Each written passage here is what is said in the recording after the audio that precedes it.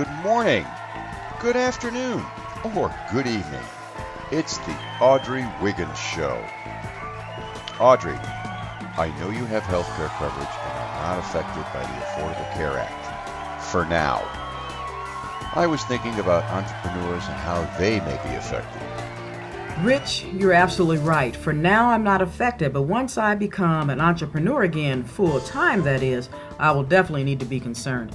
My advice for those in the throes of this national mandate is to really be educated on what your plan really is and is not. The news was full of horror stories with this new system. So you want to be in touch with insurance carriers, legal authorities, and other business advisors that can get you the correct information. And you may also contact our office and we will refer you to someone. I'm with you, Audrey. Not a personal concern yet, but definitely we want our viewers to be armed with as much knowledge as possible so they are not confronted with any surprises. Now on with our lineup. Do you love harp music? Do you love rock music?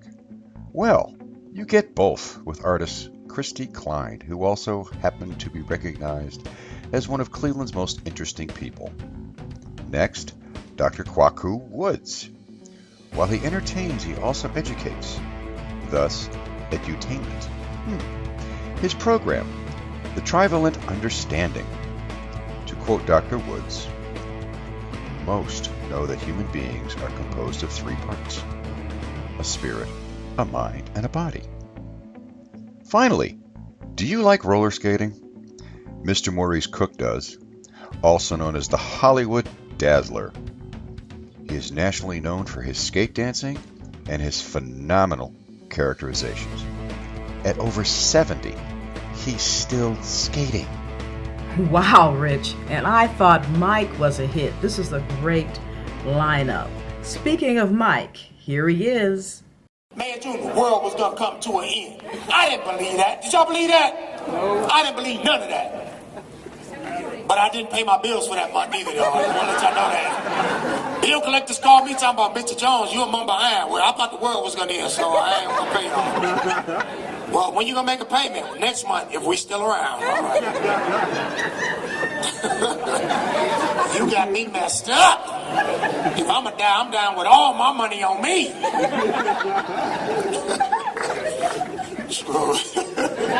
World come in, I'll be counting my money. He's the only happy guy out there. You got that right.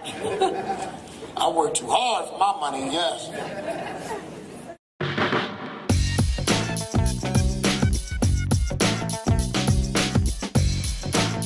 Are you a rising star? If you are, we are looking for you to showcase your talent as an author or independent music artist right here on the Audrey Wiggins Show. Please visit our website for details.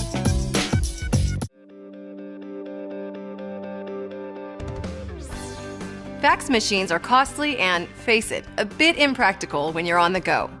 That's why you need fax through email. Fax through email lets you send and receive faxes anywhere, anytime, from any internet-connected device. You can even do it with any mobile device like your smartphone. All you need to send and receive faxes is an email account. No landline is needed. There are no activation or per fax fees for using fax through email. You simply pick a plan that suits your needs for one low price, and you can send and receive faxes from anywhere you can receive email. Don't forget that fax through email isn't just great for your business, it saves trees too. Well, hello and welcome again to the Audrey Wiggins Show. We're excited this week. We have some great guests on our show. We're starting off with Kristy Kline. She is a rock harpist. She is definitely an awesome musician that you want to hear and plug into. So we're happy and excited to have her here. She's also been named one of the most interesting persons of the year. So Kristy, give us a little background about yourself, and I know we're going to show some clips of your music later. Okay. Well, it's great to be here, first of all, Audrey, so thanks so much for You're having welcome. me. And I've been a musician for many years. I've been playing in the Cleveland area for a long time. I've played in most country clubs. I've played at the Ritz-Carlton, where a lot of people might have heard me for many different types of engagements. And actually why I was recognized as being one of Cleveland's most interesting people was because I decided to do something a little bit different with the harp. So typically the classical harp is just, something that you're seeing and being heard as being classically played. So Yes. I wanted to approach it a little bit differently, and that's why I did what's called harp rock. And this is what you can see here. So I was really influenced by a lot of music. I've explored a lot of music, and I really liked the idea of taking rock music and applying that to the harp.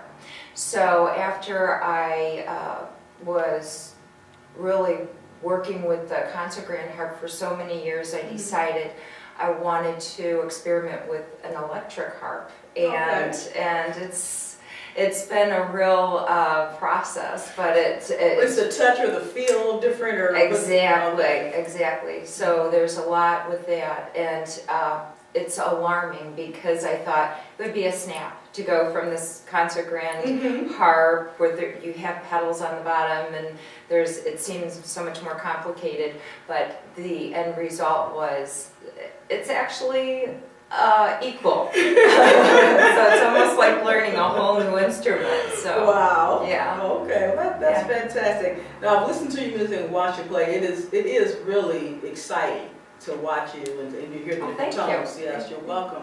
And you're a composer as well. Yes. So you compose some of your own tunes, and people will be able to plug into your website and pick up some of that music. There's probably some young people out there say, well, I want to play the harp or cello, different types of instruments that may not at first glance be as exciting, but you can make them exciting because of who you are. Yeah, I think that's true. I'm always being influenced by music. It's ever changing today. It's just, so I think that when you like a certain style, let's say you can really apply that to any instrument. And the reason that I chose to do, let's say, the rock and dubstep and things like this, because it's just so different. And it actually works, but it takes some playing around with, because really it's not going to just happen immediately. It takes experimentation. So I use the library a lot. So I will use the library, gather music, experiment with that, and use that. Kristy, are you working on any new music? Well, yeah, Audrey, I'm always working on new music, and most recently I'm really excited because I've been working on a tune called I'm a King Bee, and it's under the title of Here's to the Blues on YouTube, so if anybody would like to check that out. Great. It's just very heavily influenced with not only blues, but a little bit of rock incorporated into that type of style that I've decided to use with that. So. Okay. Well, that's fantastic. We'll be right back.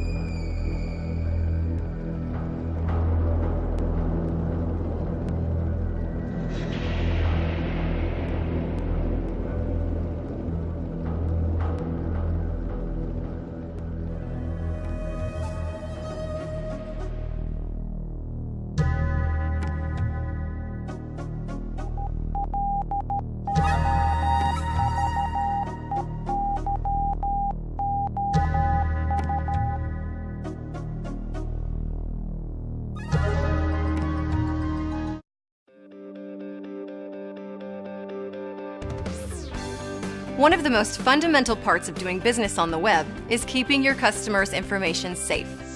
Fear of hacking and other security breaches still makes a lot of people jittery about disclosing their credit card numbers and other private information online. like their home address and telephone number. And if they suspect that it could be compromised when they make a transaction on your site, they're going to take their business elsewhere. That's why you need an SSL certificate for your website. SSL certificates protect credit card transactions, customer data, and user logins with virtually unbreakable 256-bit encryption and 2048-bit key size. So, when your visitors see the HTTPS prefix, padlock icon, and the Trusted Website Protection seal on your site when they start a transaction, they know that the site is secure and that your business can be trusted. Strengthen your reputation so you can increase sales and gain new customers. Get your SSL certificate today. Well, hello and welcome back to the Audrey Wiggins Show. We are having an exciting show this week. And today in the studio with me, we have Dr. Kwaku, L.C. Woods. He's an RN MD. And a metaphysician. And a medical physician. Yes, absolutely. So we're happy to have him here today. He's going to be educating us and entertaining us at the same time. All right, Dr. Kwaku, you take it away. Okie doke. Okay. Everybody, what you just said is absolutely 100% true. I'm going to try for the first time to educate you. Unfortunately, many people in this culture believe that they go to elementary school, high school, on to college, or at least some technical school. They come out educated. I wish that were the case, however, that ain't true. To be educated, you must know what you are, who you are, where you are, and when you are. And unfortunately, none of the system that we have does that. What it does do very, very well is to train you. And unfortunately, when you get to the end of your training, you are trained to be an employee for some corporation or company. Even at the highest levels, you come out with a master's, your job is to be an administrator for somebody else and a company of some sort. Very, very seldomly do you ever get taught about you. Yes. What are you? The most simple, basic question of all humanity, most people never get a chance to have answered. That's a whole lot of reasons into why, but right now we're just going to deal with the what. Okay, fantastic. Now, before you even get going, you have a lot of props here. Yeah. First of all, let's start here. Can you tell us about this person, this guy? Well, this guy right here, I don't know what world it is. Please don't ask me. I do know how I got it. Okay, that's important. At the City Club of Cleveland several years ago, I was honored as the Community Resource of the Year by Afro-American Lifestyle magazine, of which I've been the alternative health editor for quite so many years. It was given as both a recognition and an enhancement to the work I do in educating and edutaining, because that's basically my forte. And? Oh, this is what I use. Now, I will tell almost everyone who will listen, I'm not a drummer. I am, however, a musician who plays the drum. I started off playing a cello when I was 8 and have switched, almost monthly for about 4 or 5 years until I could play just about anything. Okay. Oh, I'll play this floor if you let me tune it. All right. I play floor to standing room on the crowd. Some people won't even clean them, but you'll play. Oh yeah, I'll play it. Let me tune it. I can play the Mona Lisa on the floor. Okay. Yes. The trivalent understanding? The trivalent understanding. Yes. Yes. This is going to the heart of what you are. If you ask most people what are they, they will give you something pertaining to their occupation or some personal aspect about them. What are you? Well, I'm a child of God. What are you? Well, I'm a barber who's very, very good. They will give you some aspect of their being without actually realizing what they are. The understanding is about not just understanding, but learning that you are a trivalent, which means three-powered being. Okay. Most people know this. Knowing is emotional, spiritual. They feel this, they don't understand it, which is intellectual, and even less ever learn it, which means to practice that understanding until it becomes part of you. I teach the Trivalent understanding, which helps people to understand and then learn how to operate their spirit, mind, and body. One of the things that can occur out of that is something called a synchronistic opportunity, which occurs when you focus your spirit, your mind, and your body on one focal point or one area of hope or desire. At that point, you can do what other people would consider to be miracles. They're not really miracles. They're simply a trivalent being in action. The same message was spoken by most learned teachers throughout the whole history of mankind. Jesus Christ, Lao Tzu, Confucius, most learned men have said, you have great abilities and potentials that you do not recognize because you have never been taught to understand them. And that's what I try to correct. Okay, that's fantastic. And you do that through workshops or individual, one-on-one? I do that through at least 3 different means. I do that in classes. I taught classes at the Richland Health Center, at the Clyde Rockman Center, over in Bainbridge at the Bainbridge Health Center. I have special classes that I teach at the Prometheus Center, but I also go out and edutain whole crowds and groups. I am part of a musical ensemble, Global Entertainment.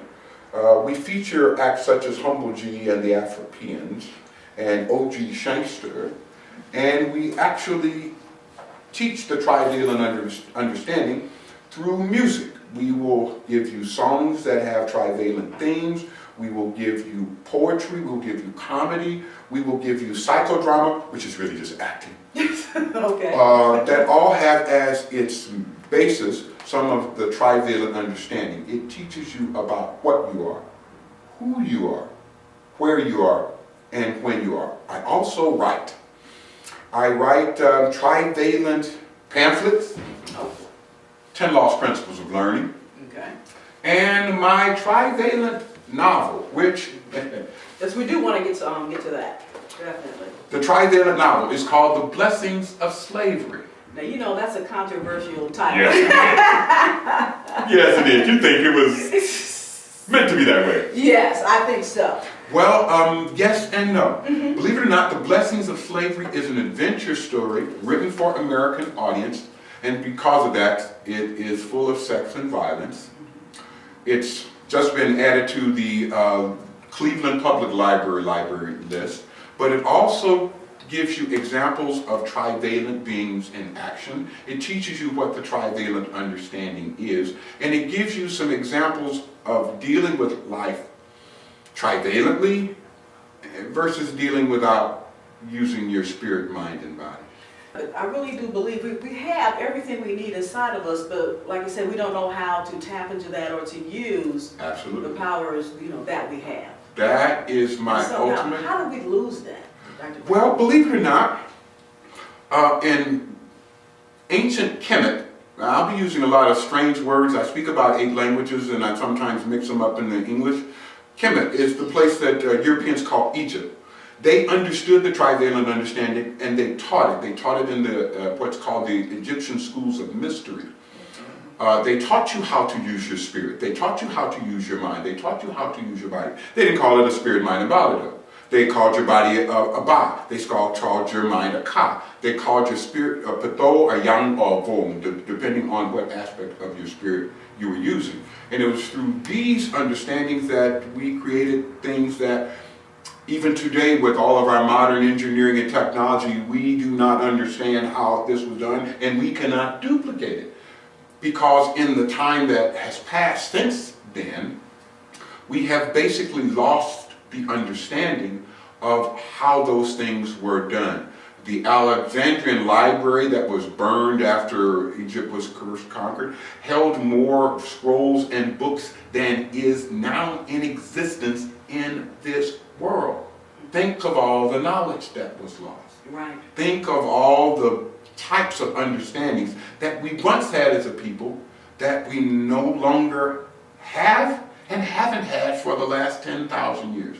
As a result, your mama couldn't teach you what she didn't know. Her mama couldn't teach her what she didn't know. Her mama couldn't teach her what she didn't know. And for at least those many generations, this ignorance has been on us as a people and as a species. Okay. So how were you able to resurrect or bring back to life this knowledge? That's a good question. And I will answer that question in the way that I have always answered that question. I'm strange. I'm the strangest person you have ever met. If you live to be 200, you will never meet anybody stranger than me. Now, I can say I'm strange because my grandfather told my mother that I was going to be born before I was born. After 7 girls, he went to her and said, Liz, this one's going to be a boy, and he's going to be strange. Have you ever heard of a veiled child? Yeah. Yes. It's a child born with a film of tissue over their face. It's supposed to mark someone who has special gifts, abilities, can see ghosts, can tell the future, and stuff like that. I was one of those. Okay. So when I was born with a penis and a veil, my grandfather's predictions were verified, and everybody said, oh, he's strange. And he's a boy, man. Yeah, but that's not why I say I'm strange. Yes. I can say I'm strange because I am a genius. No brag, just fact.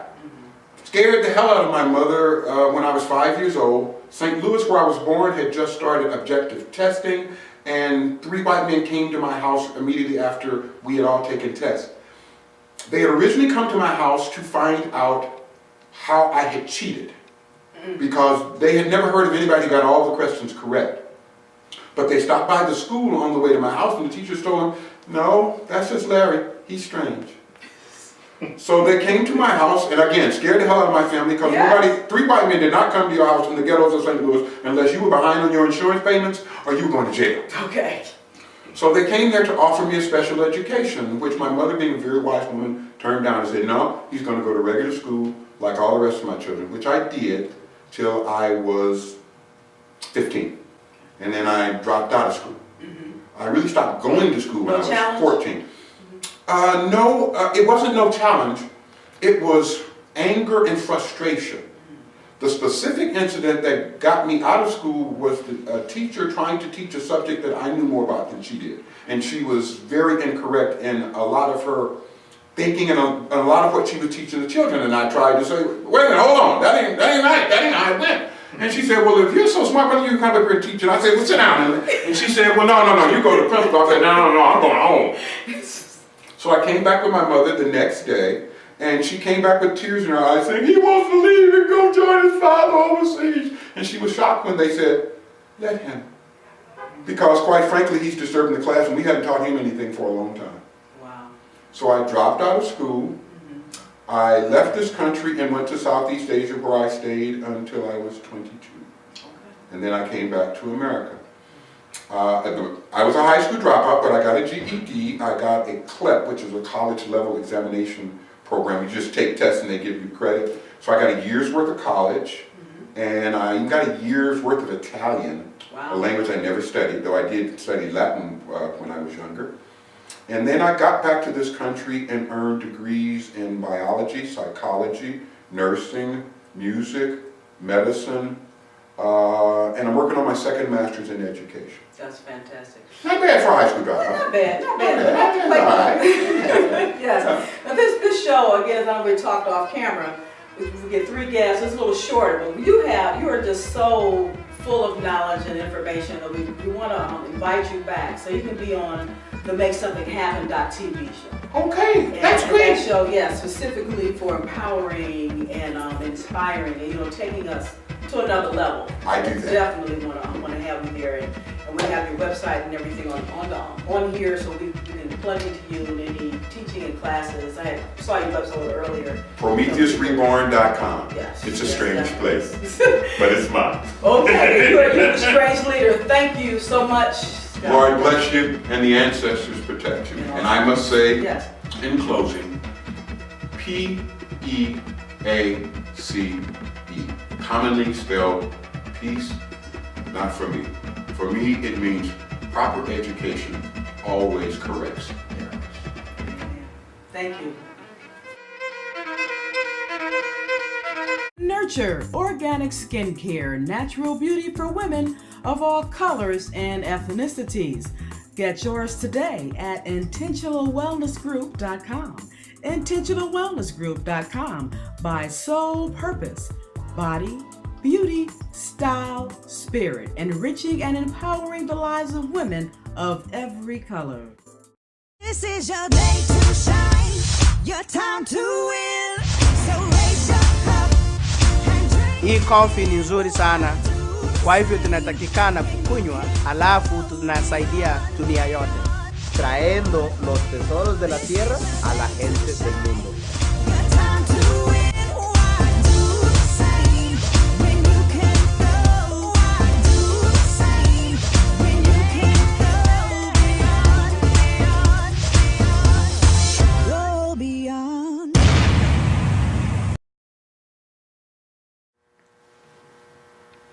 We're back now with the Audrey Wiggins Show. Thank you for hanging in there with us. And our final guest for today is known as the Hollywood Dazzler, Mr. Maurice Cooke.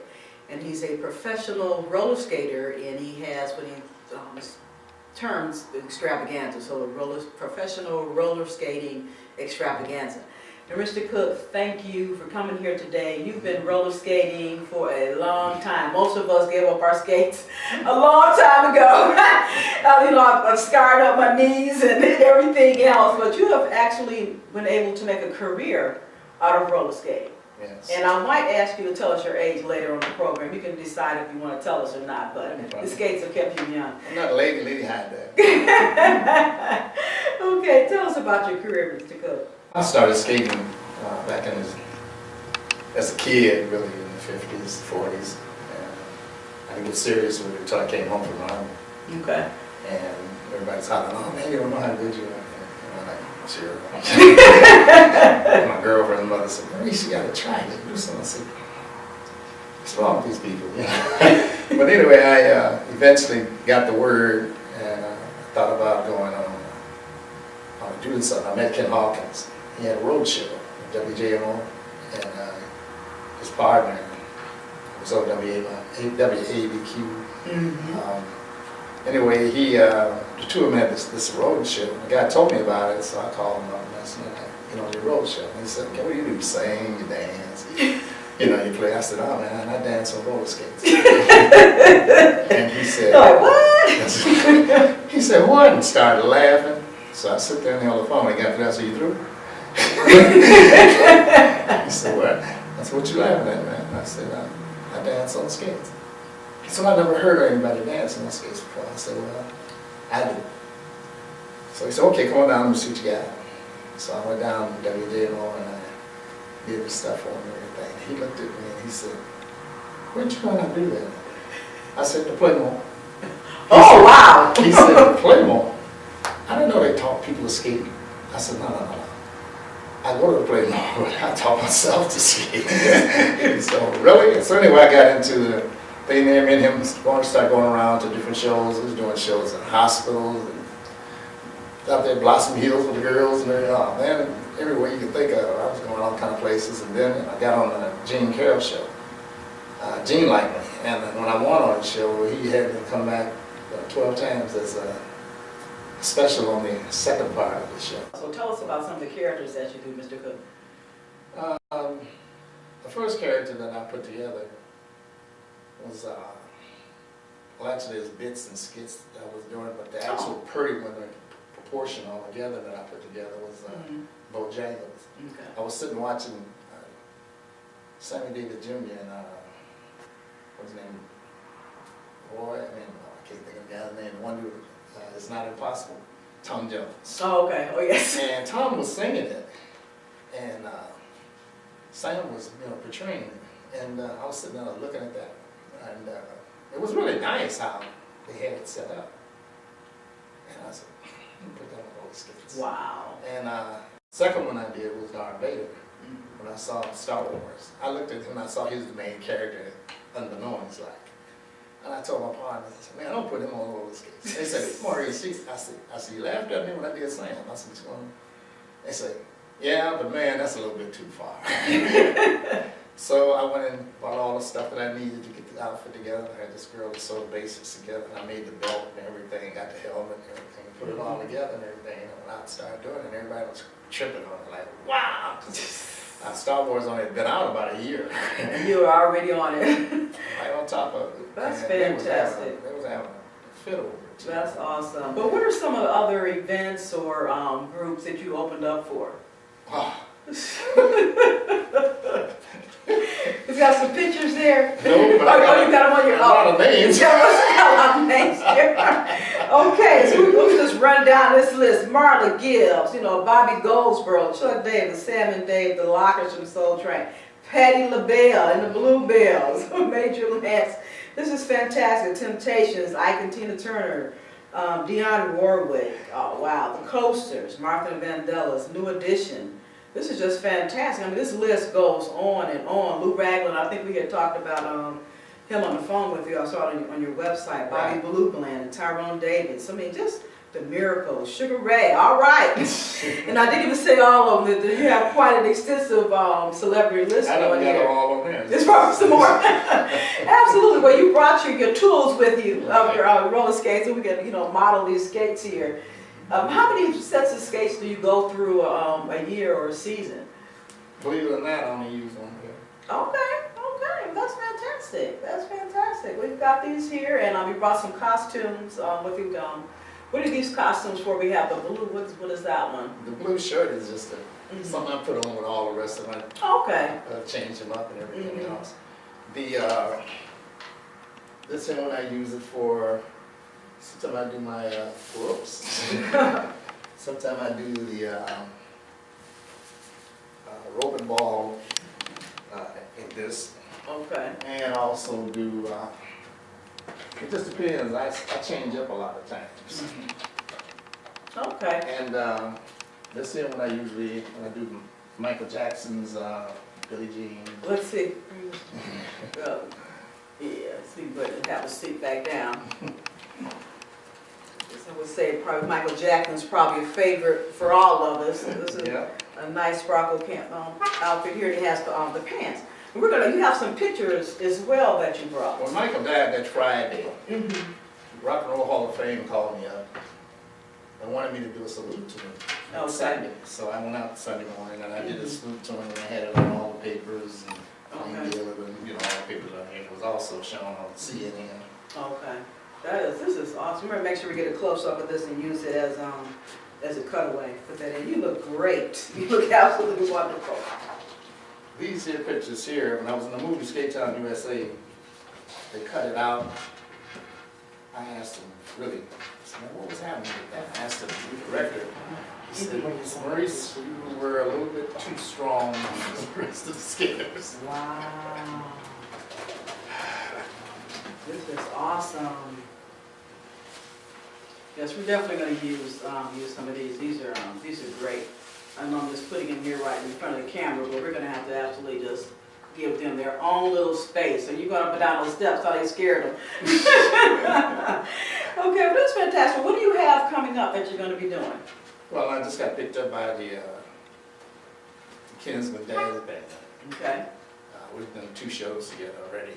And from the 28th, we'll be down at the Bora. All right. And New Year's Eve, we'll be out at Terry Macklin's Entertainment Center. Okay. Yeah, I'm familiar with And Mike was telling me, he said, man, we're going to be opening for Earth, Wind & Fire when you come here. Wow. I said, well, I said, speak me up, I said, okay, man. I said, well, I'm definitely going to want to come and see that one. He said, see it, you're going to be You're there. going to be in it. That's awesome. Well, if you have anything else to share with us, we're gonna wrap it up and call it a show. That's enough on me. Okay, well, thank you, Mr. Cooke, for coming by. This has been an absolute pleasure to meet you, and thanks for bringing your tools here. And touch these famous skates. Okay, thank you. Well, that's all our show for this week. Thank you for tuning in. Hope you enjoyed it. Please spread the word, and we'll see you next week.